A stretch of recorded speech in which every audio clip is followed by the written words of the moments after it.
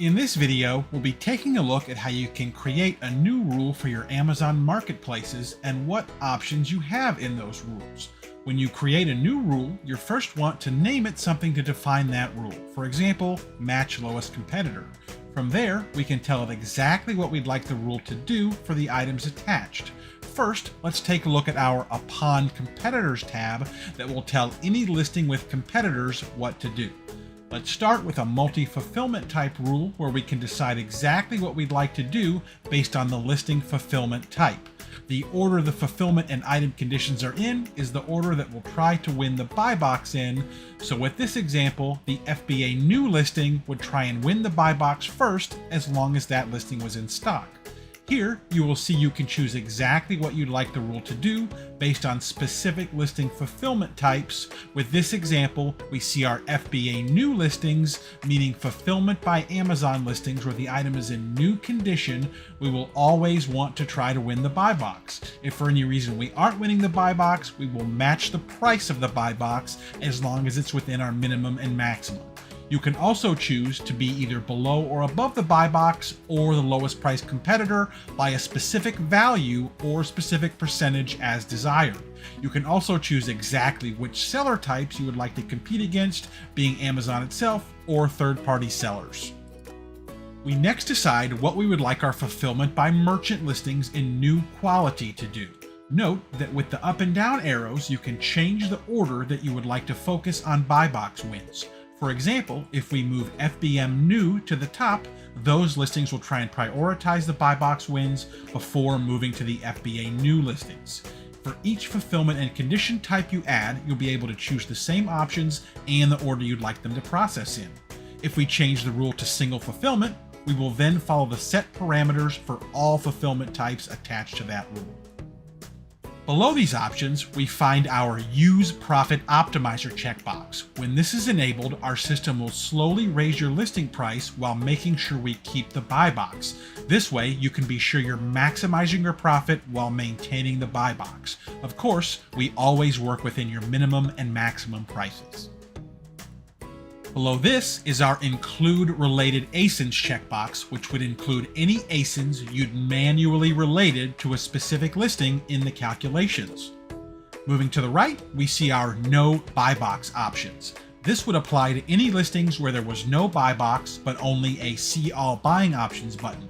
Here, you can choose specific fulfillment types to compete against, or compete against the same fulfillment type as the item the rule is attached to, as well as the sellers you would like to compete against, either third-party sellers or only sellers on your blacklist. And finally, either new or used condition, or the same condition as that individual listing is in.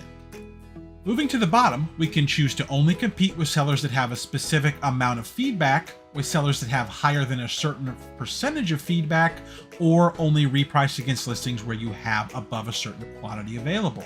Be careful using the feedback score rules, as these will take precedent over the rules chosen above.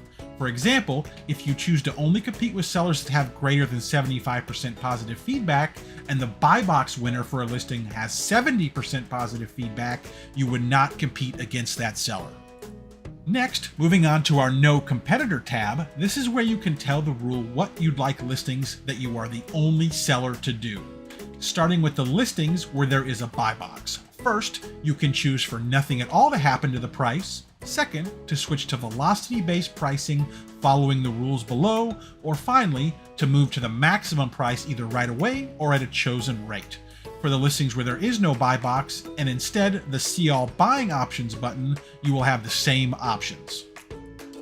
Moving down the page, we see our velocity-based options that will go into effect if you choose Switch to Velocity-based Pricing above. First, you will choose the time frame of how often you'd like the rule to run, counting sales in that time frame. For example, if we choose every week, it will run every week based on the sales in the last week. We then choose the percentage we'd like a movement in based on sales quantities. For example, if we don't have any sales of the listing in the last week, we can lower the listing by 2%. If we have 1 to 5 sales, we can raise it by 1%, and if we have 6 or more sales, we can raise it by 2%. Keep in mind, you can choose to raise or lower by any percentage you'd like at any of these tiers, or not change the price at all. You will see a checkbox under 0 sales to raise your price to maximum once it hits minimum. This way, there will always be pricing movement on your listings and they'll never stagnate at their price minimum. Below this, we see further options. First, consider my stock level, which we can use to stop repricing once we reach a certain quantity remaining. For example, if we enter 2, we'll stop repricing when we have 2 or fewer of the listing available for purchase. Next, we have rounding, which we can use to round our values down to either the nearest $9 amount or to the nearest chosen cent amount. For example, if we choose to round down to the nearest 99 cents every time this rule runs, it will price the item to the nearest 99 cents. So if the item was at $7.43 and it would normally only drop a few cents, it would instead drop to $6.99 following the rounding rule as long as this was within the minimum and maximum price for this listing. Finally, we have our Velocitybased tab, where we have the same options as the velocity ability in our No Competitor tab. Any item set to a rule with this tab checked will disregard any competition and only follow the velocity rules that you have set here in this tab. Setting your rules is of course the most important part of getting your account running how you'd like, so please don't ever hesitate to let us know how we can help. The very best way to do this is to schedule a meeting with us by clicking the button found at the top of every page, where you can walk through choosing a day and time that work best for you. We'll never charge for support of any kind, and we're always here to help however we can. At StreetPricer, we're always improving, and our customers like you are a huge part of that. If you ever have any new additions or changes you'd like to see, you can quickly and easily let us know by clicking the Request a Feature button found at the top of every page in the software. Anything you send our way, we'll always review and even contact you for more information as needed. Thanks so much for watching. Keep an eye out for more tutorial videos coming weekly, and please don't hesitate to contact us if you have any questions or there's anything at all that we can help with.